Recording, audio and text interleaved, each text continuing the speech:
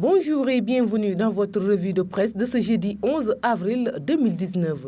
Le premier conseil des ministres du gouvernement issu de la présidentielle du 24 février dernier est le principal sujet abordé ce jeudi par la presse quotidienne. Le quotidien national Le Soleil, qui publie dans son intégralité le communiqué de cette réunion hebdomadaire présidée mercredi par le chef de l'État Macky Sall, souligne que l'action du nouveau gouvernement est placée sous le sceau du culte du résultat. Le quotidien Enquête écrit qu'après avoir décliné lors de sa prestation de serment sa ferme volonté d'inscrire dorénavant toutes les actions de l'État en mode fast-track, le président de la République Macky Sall passe à l'acte. Selon le journal, en réunion du Conseil des ministres hier, le président nouvellement réélu, après avoir armé ses ministres, a indiqué le tempo et le rythme de l'exécution des tâches durant son quinquennat en cours. Enquête en déduit en manchette que Macky lance la machine. Du moment que Vox Populi a lui aussi braqué ses projecteurs sur la réunion hebdomadaire du gouvernement,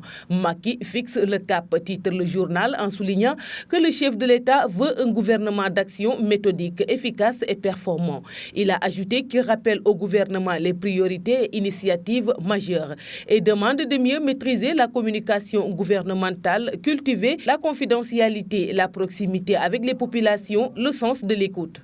Le quotidien Critique note que cette première réunion ministérielle a été l'occasion pour le chef de l'État Macky Sall d'évoquer avec ses hommes la stratégie et les axes majeurs qui seront mis en exergue pour atteindre les résultats escomptés dans plusieurs domaines en un temps record. Il informe que via le secrétaire général du gouvernement, le président Sall a sorti une note concernant les décisions disciplinaires et lignes de conduite dans la marche du gouvernement. Les interdits et péchés, titre le journal, précisant que cette note bannit le folklore, le copinage, l'absentéisme et la gabegie. Le quotidien LAS relève que le président Macky Sall a profité de ce premier contact pour demander à ses ministres de se garder d'être arrogants, mais d'incarner la République. Et selon le quotidien, le chef de l'État a, dès l'entame, montré aux membres de son gouvernement qu'il entend avoir l'œil et l'oreille sur tout leur travail. Le journal indique que des instructions ont été données dès le Conseil des ministres d'hier qui vise à faciliter la dite mainmise